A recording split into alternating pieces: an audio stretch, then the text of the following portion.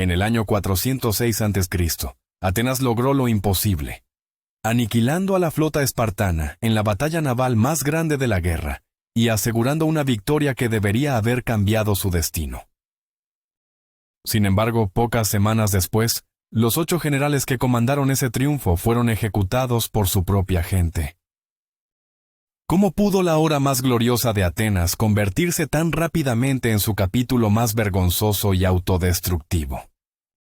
La respuesta a esta pregunta no se encuentra en el fragor de una sola batalla, sino en los años de desgaste, desconfianza y en las cambiantes arenas de la geopolítica helénica, donde viejos enemigos se convertían en aliados y las lealtades se compraban con oro persa. Para entender la tragedia, debemos retroceder hasta el 411 a.C., un momento en que Atenas, lejos de la gloria, apenas se lamía las heridas. La ciudad aún temblaba por el eco del desastre en Sicilia, una expedición que había devorado a su ejército y vaciado sus arcas, y por un año de inestabilidad política impulsada por golpes de Estado que habían sacudido los cimientos de su democracia. En este clima de vulnerabilidad, la guerra con Esparta, su némesis de toda la vida, se había reanudado con una ferocidad renovada. Pero esta vez, el conflicto estaba a punto de tomar un giro siniestro. Esparta, la potencia terrestre por excelencia, tradicionalmente torpe en el mar, había encontrado un nuevo y poderoso patrocinador, el Imperio Persa, el antiguo enemigo de toda la Hélade, que ahora estaba firmemente del lado espartano. El gran rey persa veía una oportunidad de oro para debilitar a los griegos financiando sus luchas internas, y Esparta, a pesar de las protestas de algunos de sus ciudadanos más tradicionalistas que temían manchar su rol como protectores de la Hélade, estaba más que dispuesta a aceptar. La guerra se transformó. Ya no era solo una lucha entre griegos, sino un conflicto financiado por el tesoro de la Aqueménida, y el escenario principal de esta nueva fase sería el mar Egeo y los estratégicos estrechos del Helesponto, la yugular por la que fluía el grano que alimentaba a Atenas.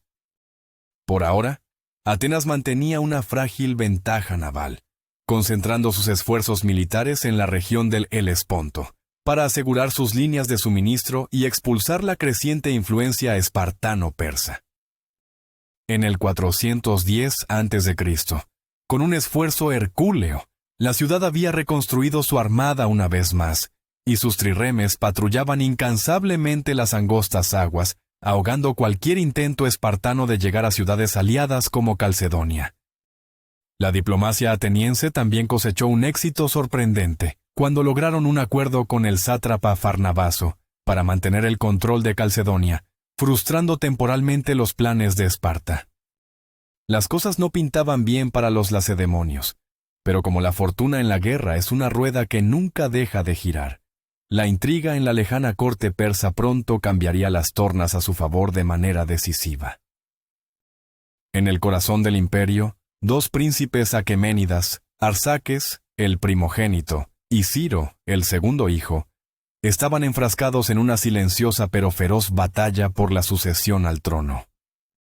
La reina madre, Parisatis, favorecía descaradamente a Ciro, su hijo menor y más ambicioso. Ciro, sin embargo, tenía las probabilidades en su contra, pues otros parientes poderosos y sátrapas influyentes, incluyendo al viejo conocido Tisafernes, apoyaban a Arsaques, el heredero legítimo.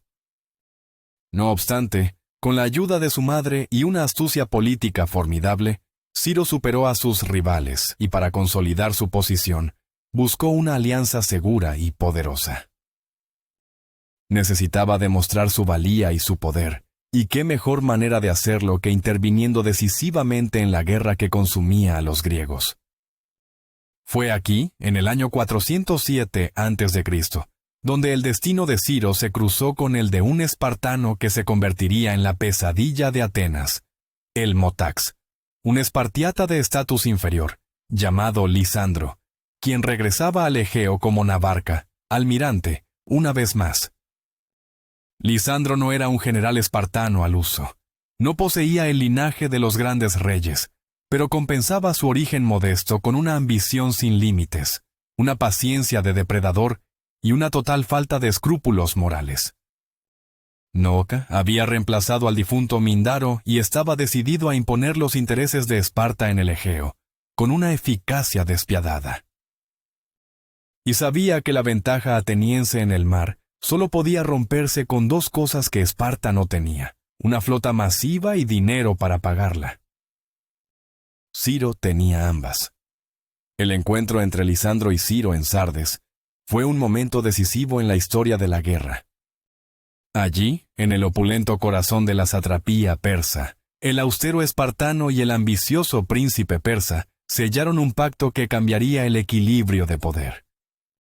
Acordaron trabajar juntos contra Atenas, con Ciro proporcionando un flujo constante de fondos persas para la causa espartana. Este pacto, sin embargo, no estuvo exento de controversias. Muchos espartanos temían que su papel autoproclamado como protectores de la Hélade se vería comprometido si se volvían dependientes de Persia y tenían que ceder influencia en las ciudades griegas de Jonia. Del lado persa, aunque no tenemos fuentes directas, es probable que temieran que Esparta, una vez victoriosa, simplemente reemplazara a Atenas como un nuevo rival imperial en la región. Pero por ahora, el enemigo común unía a los aliados dispares. Con el oro persa, Lisandro hizo algo revolucionario. Aumentó el salario de sus remeros, atrayendo a los mejores y más experimentados de todo el Egeo. Muchos de ellos mercenarios que antes servían a Atenas. Luego, construyó 20 nuevos trirremes en Éfeso, aumentando su flota de 70 a 90 naves, una fuerza formidable lista para desafiar el dominio ateniense. La noticia de esta nueva y poderosa flota llegó a oídos de Atenas y de su general más notorio, Alcibíades. Visto como un traidor por muchos después de sus deserciones a Esparta y Persia, había regresado al redil ateniense y ahora estaba ansioso por restaurar su poder y favor a través de una victoria militar decisiva. Creyendo que podía forzar la mano de Lisandro, Alcibíades llevó una flota ateniense a Notium, cerca de Éfeso, y trató de provocar una batalla. Pero Lisandro no era un tonto. Se negó a morder el anzuelo sabiendo que el tiempo y el dinero persa jugaban a su favor. Se quedó en su base bromeando el tiempo. Frustrado, Alcibíades cometió un error fatal. Dejó su flota principal para hacer una gira por las guarniciones atenienses cercanas, dejando el mando de sus naves a su segundo, Antíoco, con órdenes explícitas de no enfrentarse a Lisandro. Antíoco, descrito como un ateniense típico en su arrogancia e indisciplina, ignoró las órdenes. Queriendo ganar gloria para sí mismo, inició un ataque naval contra los espartanos. Aquí, nuestras fuentes primarias, Diodoro Sículo y Jenofonte, divergen en los detalles, un recordatorio constante de la niebla de la historia. Diodoro dice que Antíoco llevó 10 barcos directamente a Éfeso, provocando que Lisandro saliera con toda su fuerza, destruyera el barco de Antíoco de un solo golpe y comenzara una persecución de marineros atenienses aterrorizados de vuelta a Notium. Jenofonte, por otro lado, afirma que Antíoco solo llevó 2 barcos para provocar a los espartanos, y que Lisandro respondió inicialmente con solo unos pocos barcos. Pero cuando Atenas envió más refuerzos, toda la flota espartana fue desatada. En cualquier caso, el resultado fue el mismo. La fuerza de avanzada de Antíoco fue aplastada, y Lisandro navegó hacia Notium. Los atenienses allí, tomados por sorpresa, corrieron a sus barcos y salieron en pequeños contingentes desorganizados para luchar. Fueron sistemáticamente destruidos por la superioridad numérica y táctica de Esparta. 15 de los 22 barcos atenienses implicados en la acción principal fueron hundidos. Un Lisandro triunfante regresó a Éfeso, habiendo infligido una derrota humillante a Atenas, sin arriesgar casi nada. La noticia de la derrota en Notium cayó como una bomba en el campamento ateniense. Alcibíades regresó a Samos, donde se había retirado el ejército, en medio de la humillación total. La derrota, causada directamente por la insubordinación de su elegido, recayó enteramente sobre sus hombros. En un último y desesperado intento por salvar su reputación, Alcibíades reunió toda su flota y navegó hasta Éfeso, ofreciendo batalla a Lisandro en un gesto de desafío. Pero Lisandro, fiel a su estrategia, se negó a salir. Permaneció atrincherado en el puerto, sabiendo que una batalla en mar abierto contra toda la flota ateniense sería desventajosa y que ya había logrado su objetivo, desacreditar a su némesis. Humillado y sin opciones, Alcibíades y su flota regresaron a Samos. Este fue el final de su carrera política. El pueblo ateniense, volátil y rápido para culpar, se volvió contra él. Despojado de su mando, Alcibíades se exilió por su cuenta en Tracia, sabiendo que un regreso a Atenas significaría un juicio y una probable ejecución.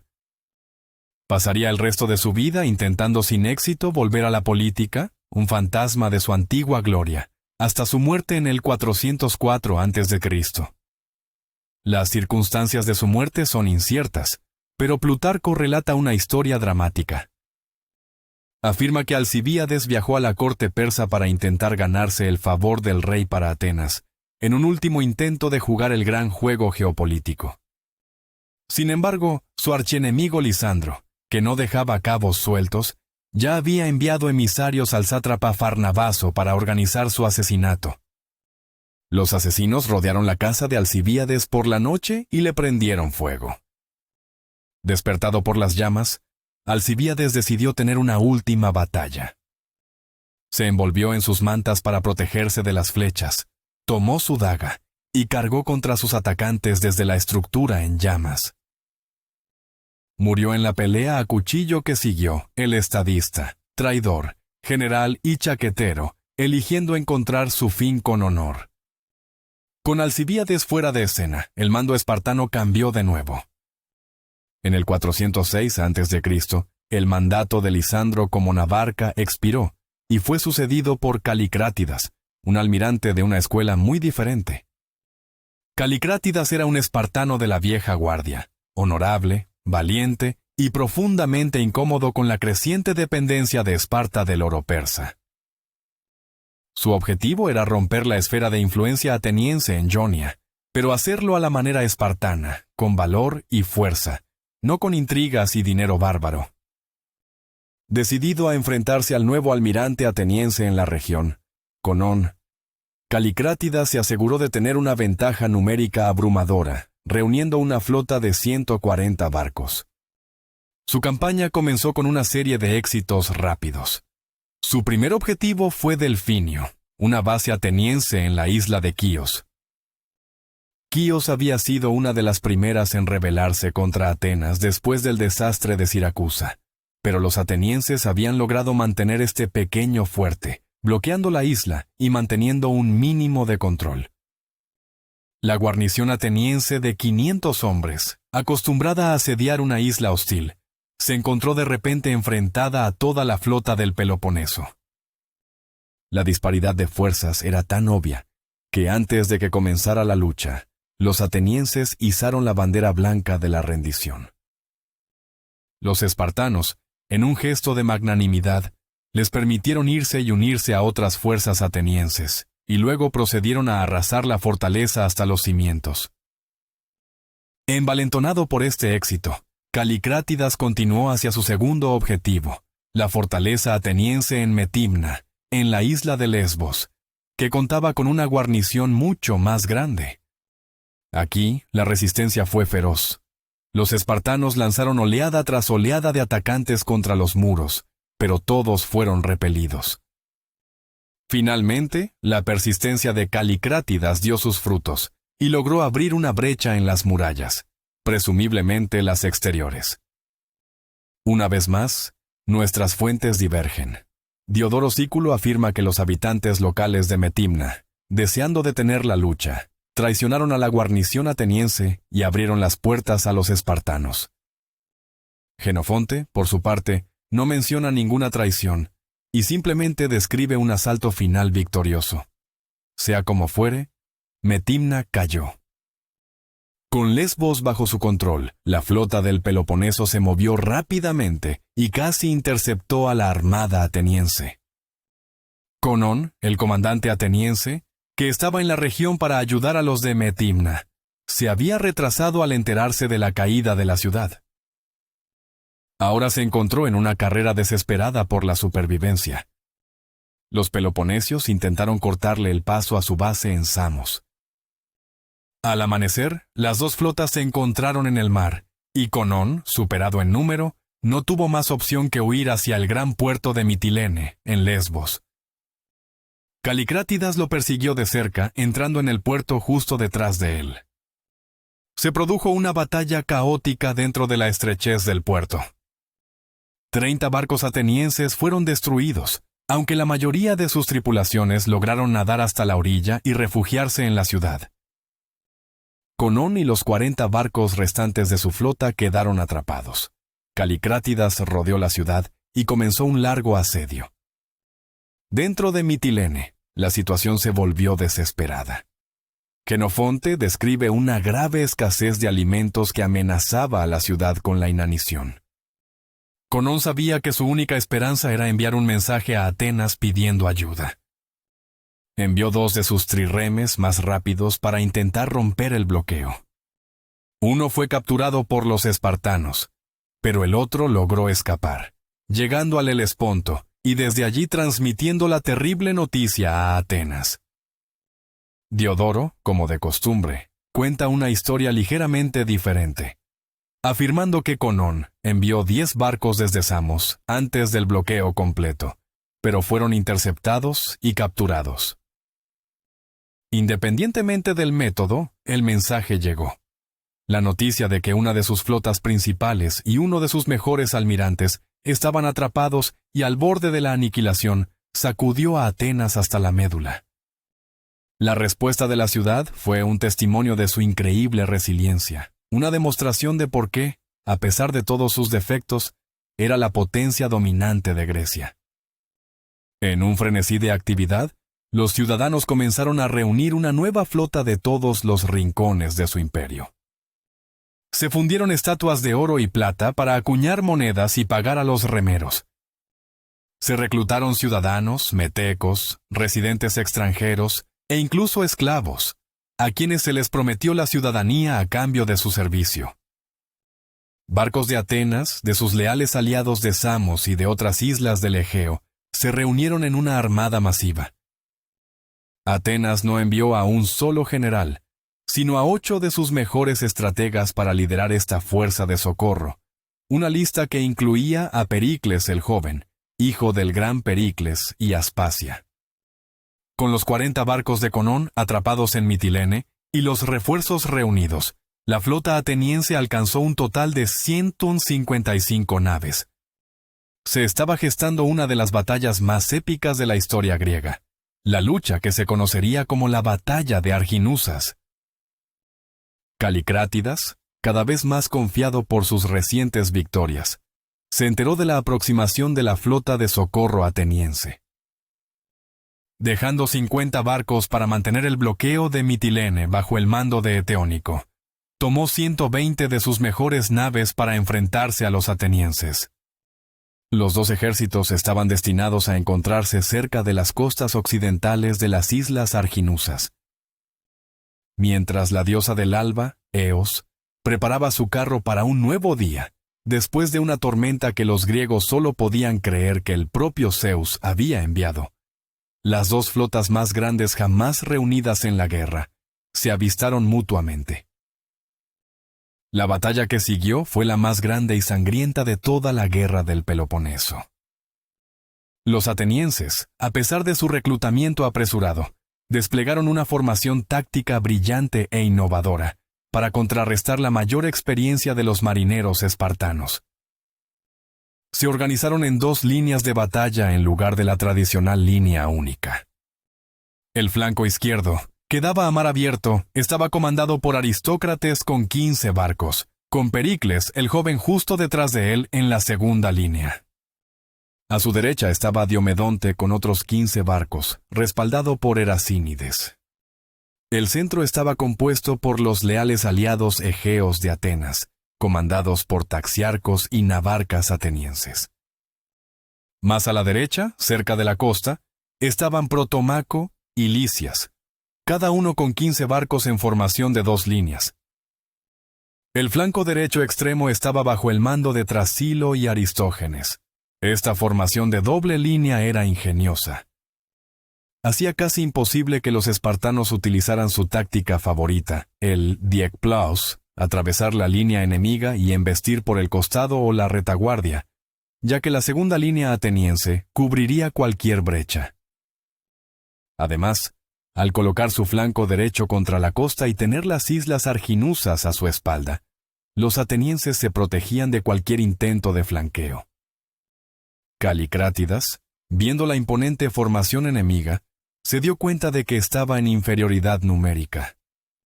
Sus consejeros le instaron a retirarse, a no arriesgarlo todo en una sola batalla. Pero Calicrátidas, fiel a su código de honor espartano y resentido por la dependencia de Persia, se negó a retroceder. Se dice que respondió con una frase que resonaría con el heroísmo de Leónidas en las Termópilas. Si muero en combate, Esparta no sufrirá ningún mal. Si me rindo, Esparta soportará una gran vergüenza. Dividió su flota, tomando él mismo el mando del flanco derecho para enfrentarse directamente al ala de Aristócrates, mientras que sus aliados beocios, under the command of Trasondas de Theban, se encargarían del flanco izquierdo. Dio la señal de ataque, y las 2 armadas chocaron con una violencia atronadora. Las olas, agitadas por la tormenta de la noche anterior, se estrellaban contra las costas de las islas mientras los barcos se embestían unos a otros en una masa caótica de madera astillada, remos rotos y gritos de hombres. Los atenienses avanzaron, su formación de doble línea funcionando a la perfección, absorbiendo los ataques espartanos y envolviendo a sus naves. A pesar de la ventaja numérica y táctica, no fue una victoria fácil. Ambas fuentes mencionan que la batalla fue larga y reñida. En medio del caos, Calicrátidas, liderando desde el frente, encontró su fin. Las fuentes vuelven a discrepar sobre los detalles exactos de su muerte. Jenofonte dice que cayó por la borda durante una embestida y se ahogó. Diodoro afirma que su barco se enredó con el del propio Pericles el joven, y Calicrátidas murió luchando en la cubierta. Sea como fuere, el almirante espartano murió como había vivido, luchando valientemente por la gloria de su alianza. Con la muerte de su comandante y uno de sus flancos rompiéndose, la línea espartana colapsó. Los peloponesios supervivientes huyeron en desbandada hacia Quíos y Focea, dejando a los atenienses dueños del campo de batalla. La victoria fue abrumadora.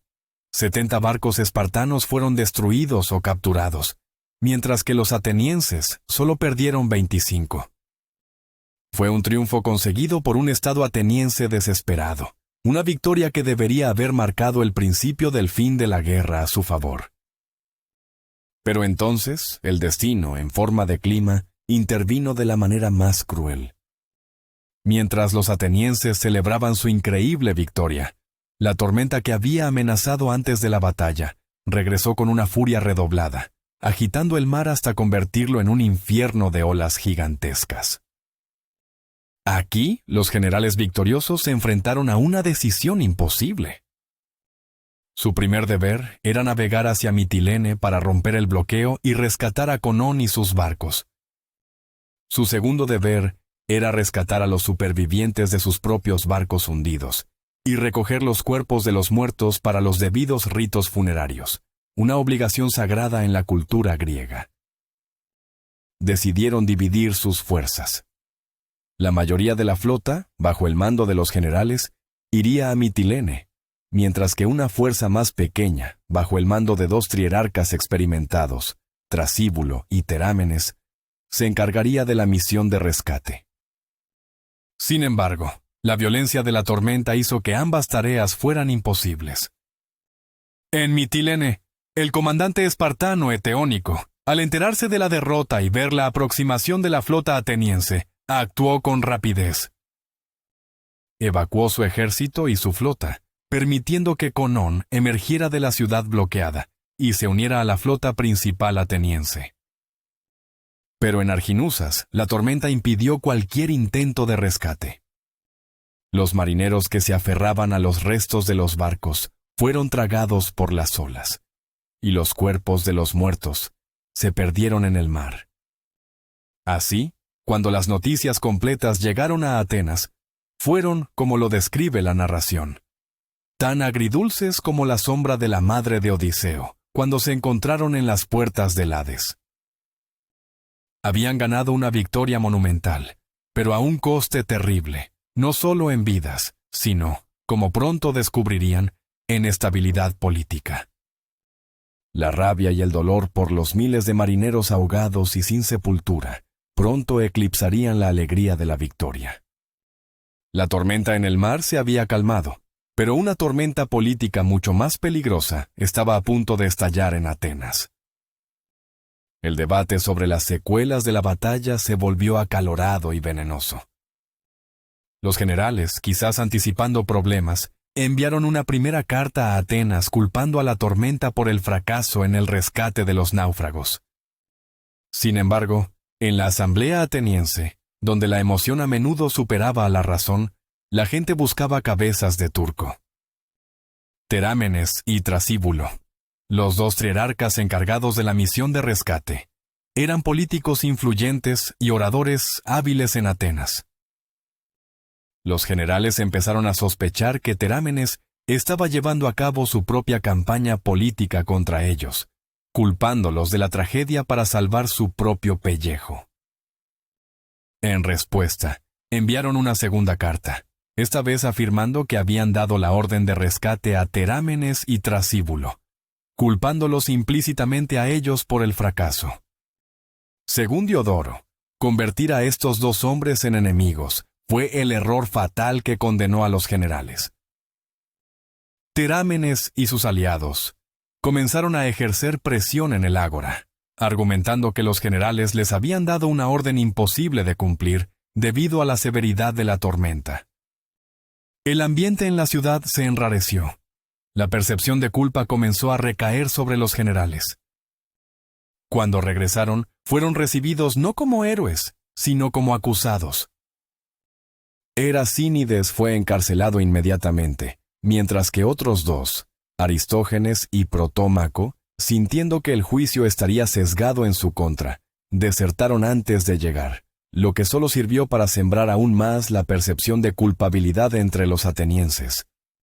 El juicio de los 6 generales restantes fue una de las páginas más oscuras de la historia de la democracia ateniense. El debate en la asamblea fue feroz, con las familias de los ahogados llorando y exigiendo justicia, y los políticos rivales avivando las llamas de la ira popular. Las altas emociones del momento hicieron que el juicio fuera apresurado y sin el debido proceso legal que normalmente caracterizaba a Atenas. Se tomó la decisión ilegal de juzgar a los 6 generales en un solo voto, en lugar de individualmente, lo que les impidió una defensa adecuada. A pesar de los valientes intentos de algunos, como Sócrates, que casualmente presidía la asamblea ese día y se negó a aceptar la votación ilegal, la histeria de la multitud se impuso.